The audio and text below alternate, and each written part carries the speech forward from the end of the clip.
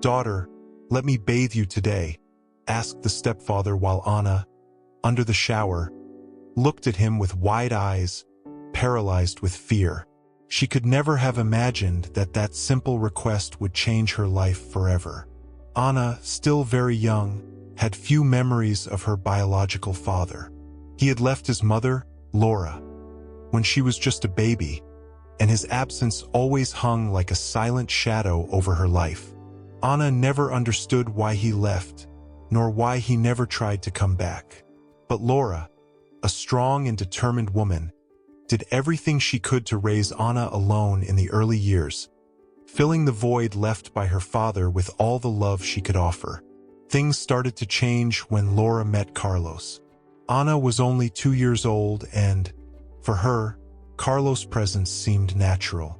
He appeared in their lives as a breath of stability, a man much older than Laura, but who brought with him an aura of security and tranquility that soon won them both over. Anna, so little, didn't remember much of what her life was like before him. For her, Carlos was always there and was always part of the family. He treated her with affection, played with her in the yard, taught her simple things like riding a bike, and, often, he was the one who read her stories before bed.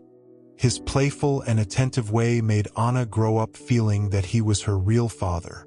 In fact, he was the only father Anna knew, and that was how she started calling him Father from an early age.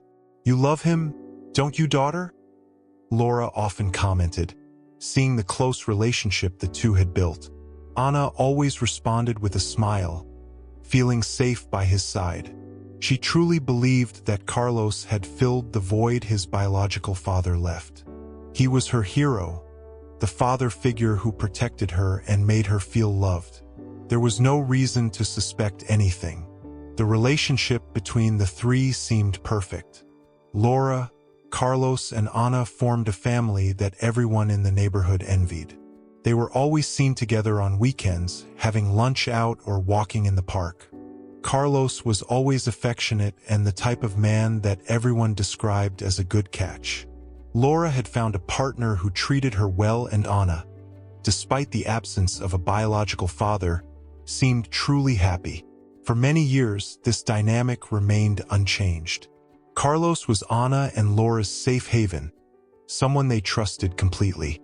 He helped with homework, made jokes to make them laugh, and whenever Laura was tired, he took on day-to-day responsibilities, like picking up Anna from school or preparing dinner. Everything seemed so normal that Anna never had any reason to question his presence in her life. However, it was when Anna turned 10 that something began to change in a subtle way. The family dynamics, which had always been peaceful, began to look different. Laura, after years of being a housewife, got a night job, which meant that Carlos and Anna would spend a lot more time alone. At first, this didn't seem to be a problem. Carlos continued with the same affectionate, playful, and protective behavior as always. Anna blindly trusted him and saw him as her real father. He helped her with her schoolwork, and the two of them still laughed together during small daily activities. Until that moment, Anna had no idea that her days were about to change drastically.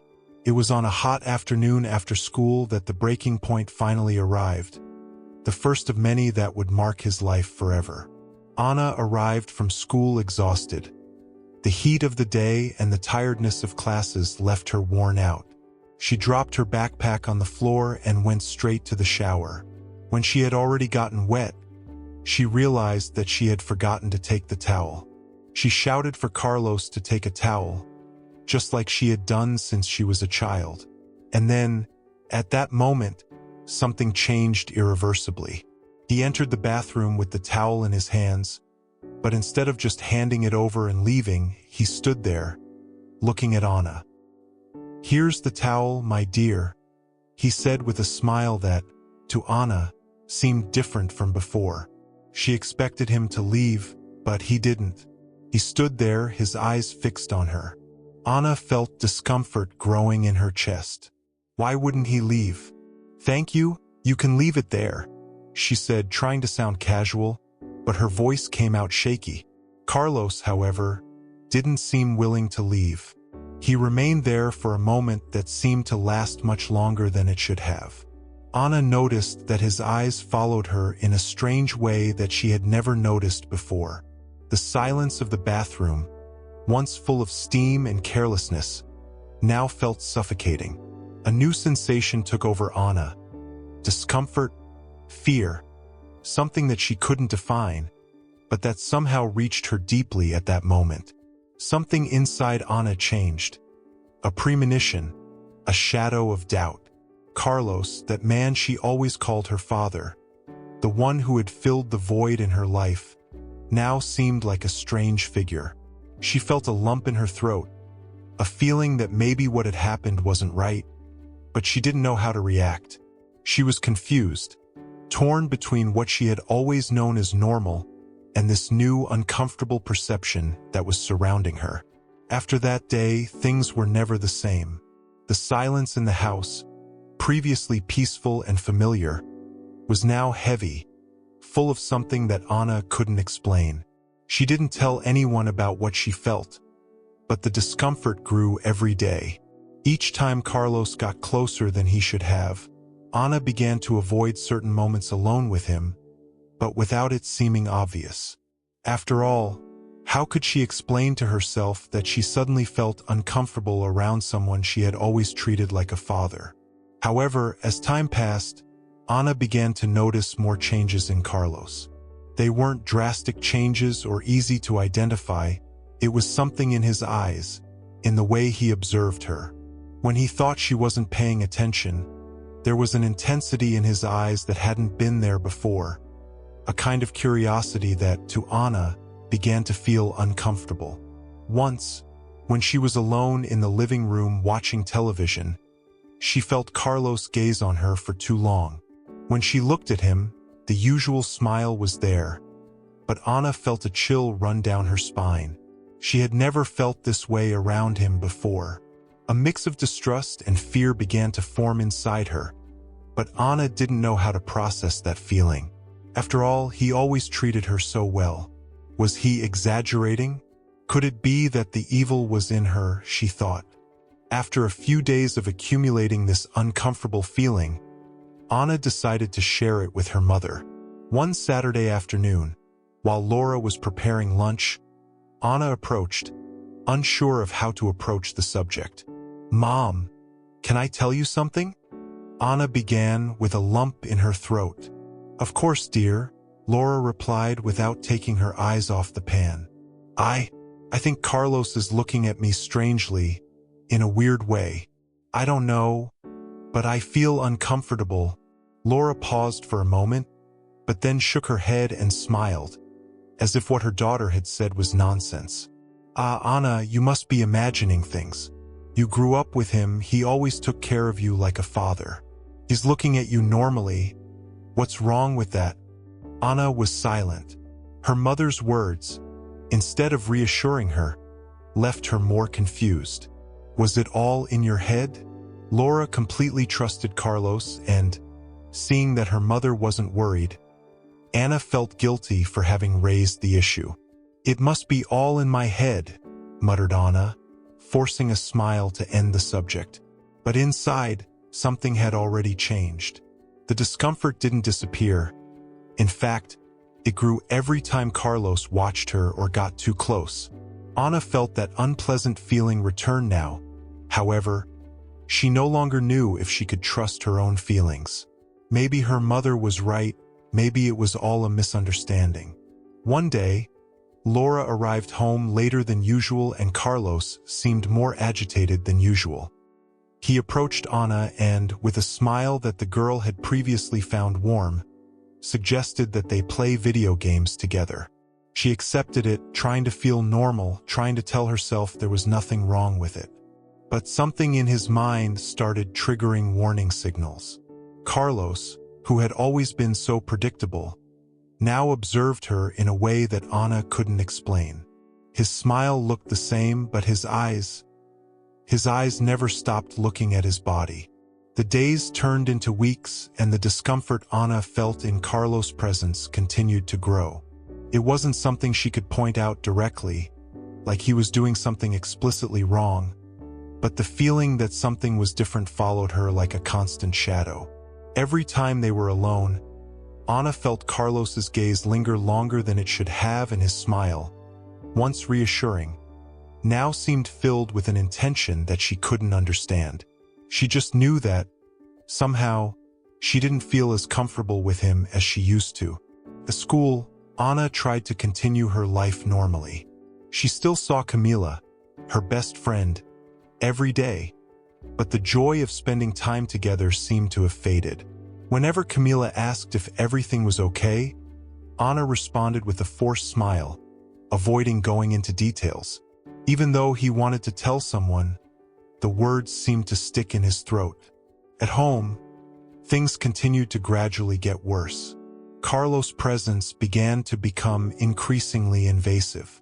Carlos hadn't done anything else that she could point out as wrong, but he seemed more present when Anna was alone in a room in the house.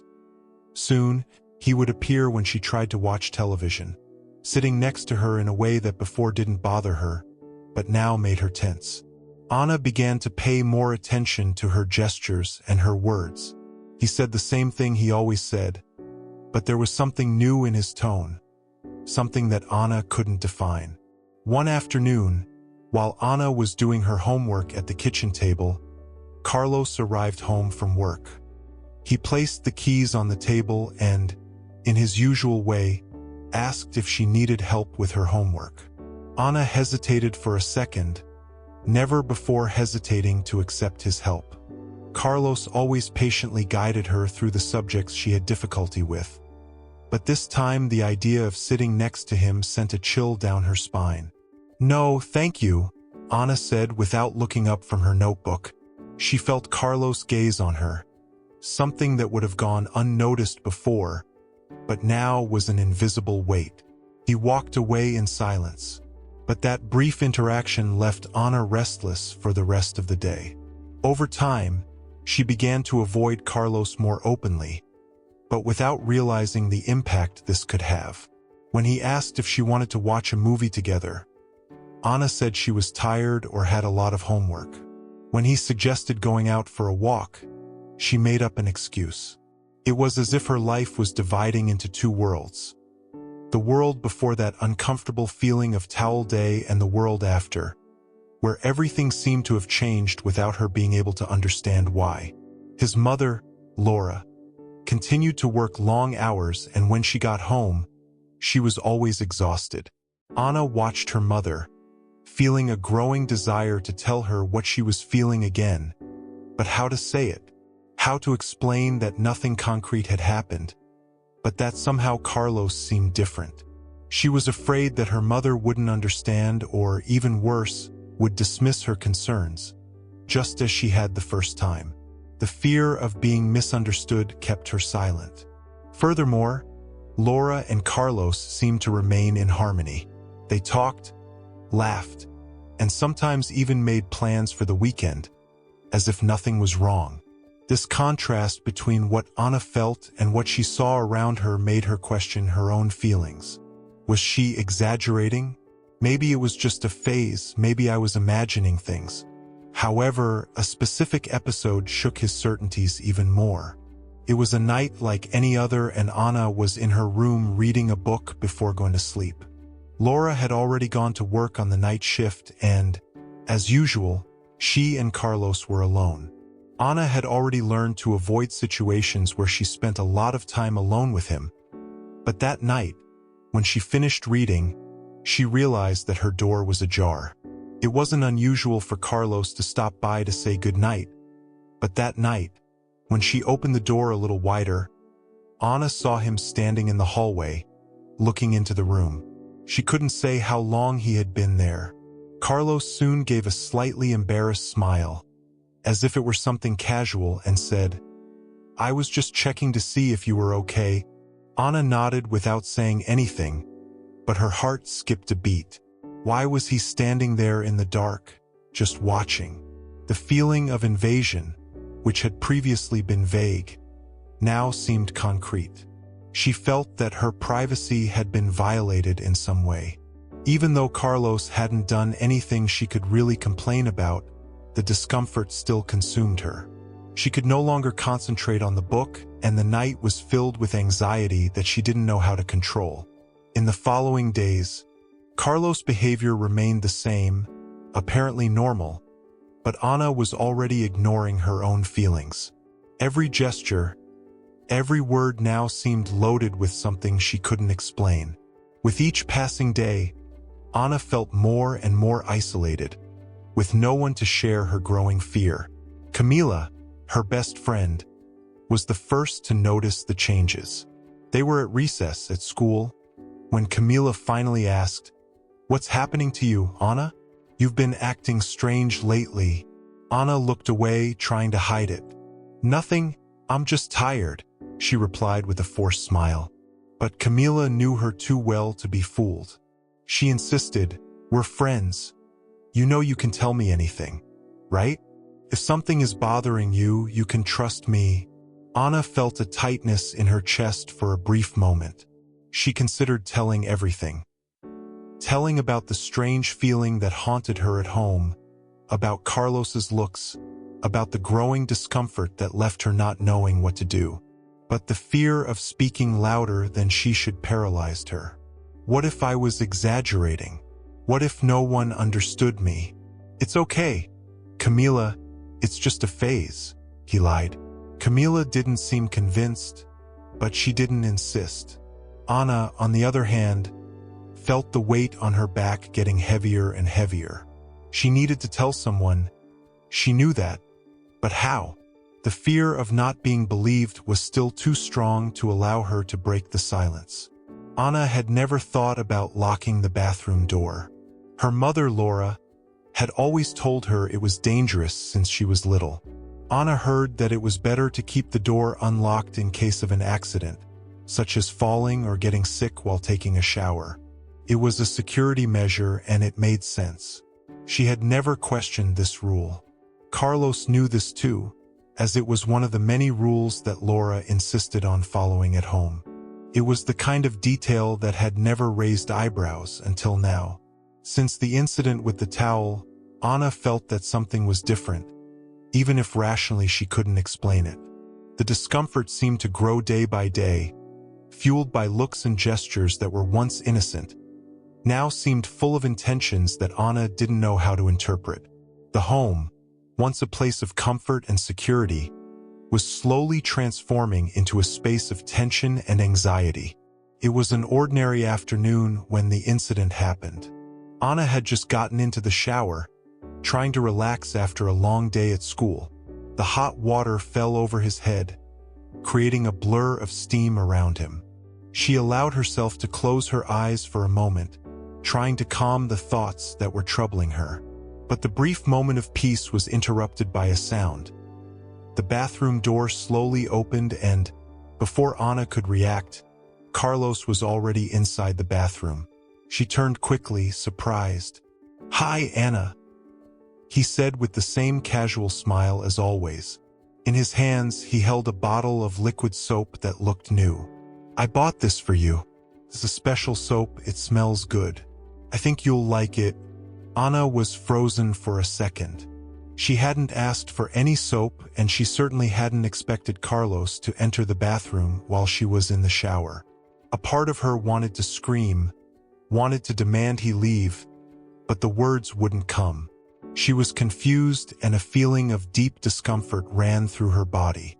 However, Carlos acted as if it was completely normal, as if he was just offering an innocent gift. "Take it, honey. Try it, you'll like it," he said, moving closer. "No, I need to use it later," Anna replied with a wavering tone. Carlos, however, didn't seem willing to leave. He picked up the soap and poured some onto his own hands. The sweet, strong aroma filled the bathroom, and, before Anna could do anything, he rubbed his hands together, forming foam. "I can help you with that," he said in a tone that was supposed to be gentle, but that sent a shiver down Anna's spine. "Can you help me with this?" Anna asked, trying to sound casual, but her voice was shaky. "It's okay. I've always taken care of you since you were little." "There's no need for you to worry," he said, as if he was trying to reassure her. But the effect was the opposite. Anna felt the ground beneath her feet tremble, even without moving from her spot. She knew something was wrong, but she didn't know how to react. I didn't want to scream, I didn't want to make a scene. In fact, she didn't even know if she had the right to feel what she was feeling. Carlos always looked after her like a father. Wasn't that why now, suddenly, she felt so vulnerable and invaded? Carlos, noticing her hesitation, insisted once again. "Let me help you with the bath, daughter. It'll be quick." "No, I can really do it on my own," Anna replied quickly, the discomfort growing uncontrollably. She wanted him to leave, desperately wanted to be alone, but Carlos ignored her response. "Come on, it's okay. I've always taken care of you since you were little. There's no need for you to worry," he said, as if he was trying to reassure her, but the effect was the opposite. Anna felt the ground beneath her feet tremble, even without moving from her spot. She knew something was wrong, but she didn't know how to react. I didn't want to scream, I didn't want to make a scene. In fact, she didn't even know if she had the right to feel what she was feeling. Carlos always looked after her like a father. Wasn't that why now, suddenly, she felt so vulnerable and invaded? Carlos, noticing her hesitation, began to apply the soap to her hands again, moving even closer. "Come on, it's just soap," he said, almost as if he was convincing her that this was completely innocent. Anna looked at him, her heart hammering in her chest. She wanted to back away, wanted to say no, but the words seemed stuck in her throat. His body was tense, but his confused and doubtful mind began to give way. Maybe it was really all in your head. Carlos always took care of her like a father. He was like a father. If he said there was no problem, then maybe there wasn't. Before she knew it, Carlos already had his hands on her shoulders, rubbing the soap into her skin. Anna froze. His mind screamed that this wasn't right, but his body couldn't react. Carlos continued to apply the soap to her back, moving his hands over her body slowly, as if it were something completely normal. "See? Nothing's wrong," he said in a calm tone, as if he was trying to reassure her. Anna didn't say anything. She was still trying to process what was happening, trying to find a way to get out of the situation without causing a confrontation. She wanted it to end soon, but at the same time, she felt helpless. It was as if she was caught between two realities. One in which Carlos was the man she trusted and who always looked out for her, and another in which something was terribly wrong. When he finally finished, Carlos smiled, as if nothing had happened. "There, now you smell nice," he said, rinsing his hands. Anna could barely look at him. Her body was rigid and she felt a mix of shame and fear.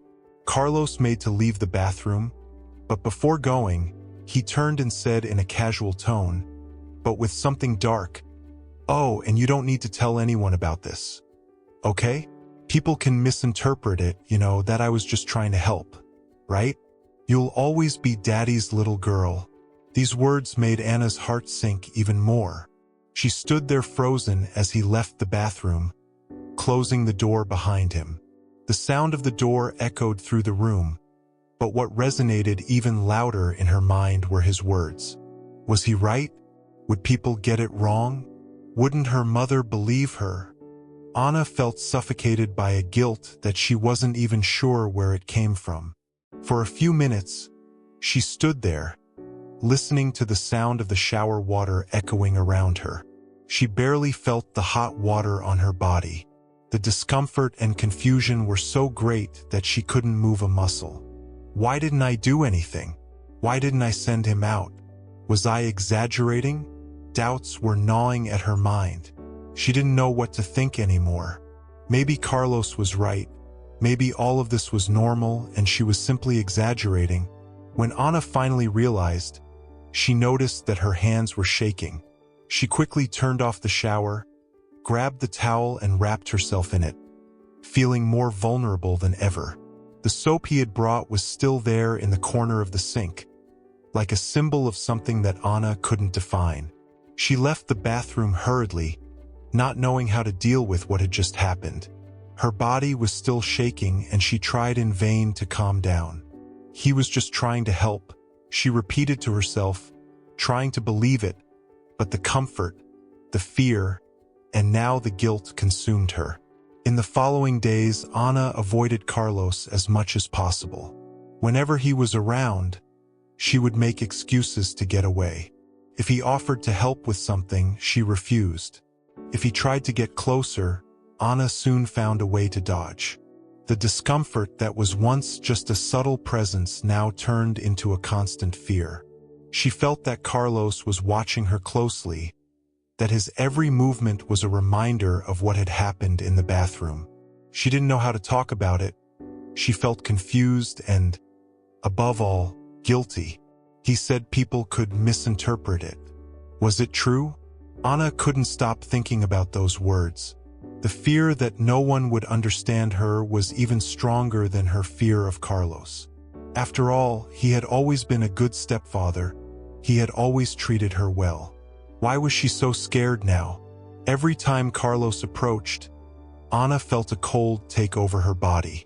She could no longer relax indoors, even when her mother was present. The silence inside his own mind was oppressive. Am I exaggerating? She asked herself repeatedly.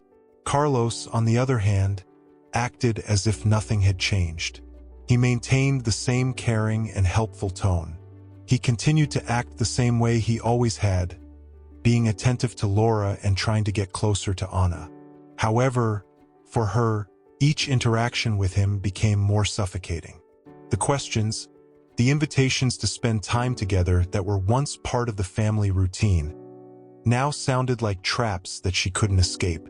Anna started spending more time in her room, especially when Laura went out for night work. She took refuge in studying, reading, or simply lying down waiting for time to pass.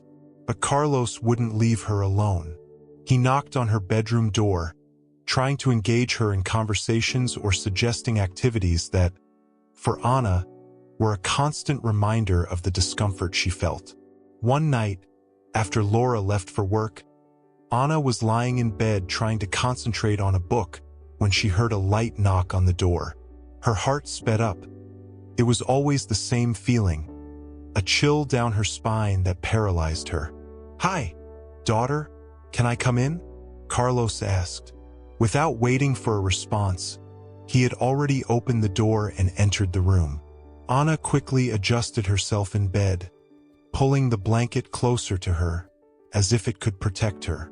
Carlos held the TV remote control in his hands and, with a carefree smile, approached the bed. "I was thinking we could watch a movie now. What do you think?" he said, already turning on the television. Anna didn't even have time to respond. Carlos settled down next to her on the bed, adjusting the pillows as if it were something completely normal. He didn't give Anna room to refuse or say she didn't want to watch anything. The film was already on the screen and he started commenting on what they were going to watch, as if it were a tradition between the two. "This one is cool. I always wanted to watch it with you," he commented, while looking for a channel. Anna, in silence, tried to control the discomfort that was settling in the bottom of her stomach. She knew she had no choice. She was alone with him and her mother would only return the next morning. The feeling of being trapped was suffocating. Carlos lay down next to her, making it seem like it was just another peaceful night. But every time he couldn't breathe, the room that was once a refuge now felt like a trap. Carlos began to caress her hair slowly and continuously, as if he was trying to reassure her. But for Anna, that only made her more anxious. "You know I love you, right?" he said in a soft voice. "You'll always be my little girl, no matter how much you grow." Carlos' words, which should have sounded affectionate, had an oppressive weight. Anna knew he was trying to keep her under control like he always did. Every touch to her hair, Every kind word was a form of manipulation that left her even more confused and helpless. She remained silent, unable to say anything, just hoping that it would end soon. Her mind was in constant conflict. Am I overreacting? Does he just want to watch a movie? No, it's not because I'm so scared. But deep down, she knew it wasn't okay. She knew it wasn't just a movie. While Carlos commented on the film's plot and continued to caress her hair, Ana closed her eyes, trying to escape that moment. She began to pray, asking for it to end soon, for her mother to come home sooner than expected, for her to somehow get out of that situation. But tiredness overcame her. The accumulated tension of the last few days, the sleepless nights, and the emotional weight she was carrying meant that she ended up falling asleep right there, next to Carlos, the bogeyman that she had always feared. The next morning, Ana woke up to the sound of her alarm clock. She opened her eyes slowly, her heart racing, and looked around, still disoriented. The film had already ended and Carlos was no longer there. The room was empty except for the silence that seemed to hang heavy in the air. Ana felt immediate relief that he was gone, but a new sensation took over her, the fear that it would happen again. She got up, still tense, and started getting ready for school. The relief of not finding Carlos when he woke up wasn't enough to erase the constant fear that was now part of his life. She knew that as long as she remained silent, there would be no end, and the cycle of fear and uncertainty would only repeat itself. The emotional fatigue and fear that dominated Ana's days began to be reflected in her school life. Previously an exemplary student, known for her good grades and active participation in class, Ana was now barely able to concentrate. The nights of interrupted sleep and the constant discomfort he felt at home drained his energy more and more. She spent her classes distracted, not paying attention to what her teachers were saying, and her grades began to plummet. Teachers noticed the change, but no one knew exactly what was happening. Ana had always been a responsible girl. She never gave work and, until recently, she performed excellently in all her subjects. Now, however, she didn't turn in her homework, remained silent during group discussions, and sometimes even slept in class. Ana, are you sure everything is okay? Asked the math teacher, Professor Carla, one morning, when she noticed that Ana was more apathetic than usual. Ana looked up, trying to hide the tiredness that dominated her features. Yes, teacher. I'm just tired because of the exams. That's all. Professor Carla frowned. She knew that answer well. She had already seen other students go through difficult situations at home, and she knew that Ana's behavior was a clear sign that something more serious was happening. After days of observing the girl in class, the teacher finally decided that she needed to talk to her privately during break. Ana, who was sitting alone trying to review the class material, followed the teacher to an empty room where Professor Carla closed the door behind her, creating an environment of privacy. I wanted to talk to you a little, the teacher began with a welcoming tone. You know, you've always been a great student and we've all noticed how you've changed in the last few weeks. I know we sometimes go through rough patches, but it feels like there's something else going on with you. I want you to know you can trust me. Okay? If you need help, I'm here. Professor Carla's words were like a silent blow to Ana's chest. She didn't want to cry, but the tears came before she could control them. Everything he had been keeping inside, the fear, the anguish, the discomfort, seemed to want to escape, but the words wouldn't come out. She wanted to tell everything, but something taught her the fear of what could happen if she told the truth. The girl, as tears rolled down her face, tried to wipe her eyes with the sleeve of her blouse, but the tears insisted on falling, interrupted by uncontrollable sobs. She brought her hands to her face, trying to hide the pain that was finally breaking free, but the intensity of her emotions overwhelmed her. Laura, Ana's mother, was paralyzed without fully understanding. But, Upon seeing her daughter's suffering, something inside her also broke. "Please tell me what happened." Laura's voice trailed off and she looked down, unable to look at her mother. He did things, Mom. Things I couldn't understand." The words came out fragmented, interrupted by sobs. The silence was frightening, but Anna knew she couldn't stop now. It was time to tell the truth, to put out everything that was suffocating her. And even with her heart in pieces, she continued, "I was so scared, Mom. I didn't know what to do." The pain in his voice was almost palpable, and Laura began to understand the magnitude of what she was hearing. Laura's expression instantly changed. Her face went pale, eyes wide, as she tried to absorb what her daughter was saying. Anna's words seemed to echo in her mind, and suddenly, everything started to make sense. The changes in behavior, the isolation, the inexplicable fear. It was as if a shock went through Laura's body, and the pain she felt was indescribable. Anna, with Laura's voice coming out as a whisper, almost an apology, approached her daughter, pulling her into a hug, as if trying to protect the girl from all the horrors she had faced in silence. I'm sorry.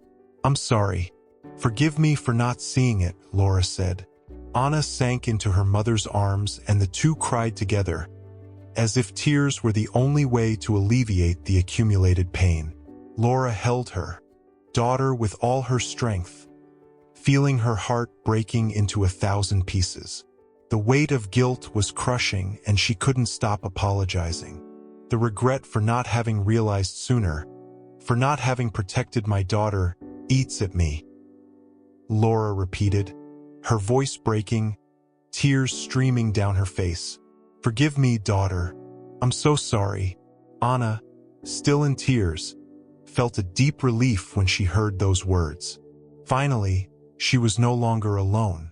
The mother knew, she understood, and although the pain was still intense, something inside her was beginning to calm down.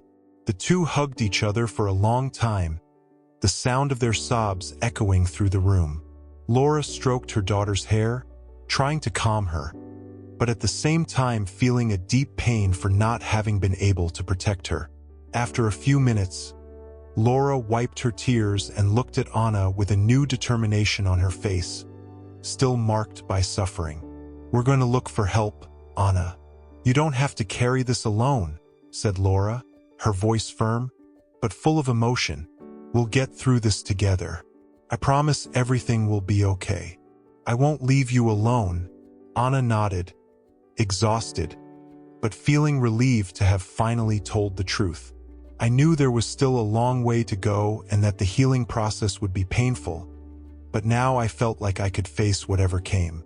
The guilt and fear were still there, but for the first time, Anna felt like she didn't have to face them alone. With her mother's support, she was ready to start over, one step at a time. Unfortunately, Anna's story is not fiction, but a real story of pain and overcoming. Situations like hers happen every day in homes that should be places of protection. Around 80% of cases of abuse happen within our own homes, committed by people we trust. Therefore, if you are responsible for a child or teenager, be it a father, mother, grandfather, or even someone close to the family, always remain alert. Changes in behavior, unexplained fear, or prolonged silence may be signs that something is wrong. Listen, accept, and, above all, believe. Your attention can make the difference between suffering and salvation. Caring goes beyond providing shelter and sustenance. It's about being present, noticing the little details, and, above all, ensuring that the children and young people around you are safe and protected. Never look away. Have you ever been through a similar situation, or do you know someone who has been through this? Leave your answer in the comments. See you in the next video. Thanks for watching. Comment below what you thought of the story and which city you are from in the comments. Leave your like and subscribe to our channel so that, together, we can build a huge community that shares inspiring stories. I'll wait for you in the next video. Until later.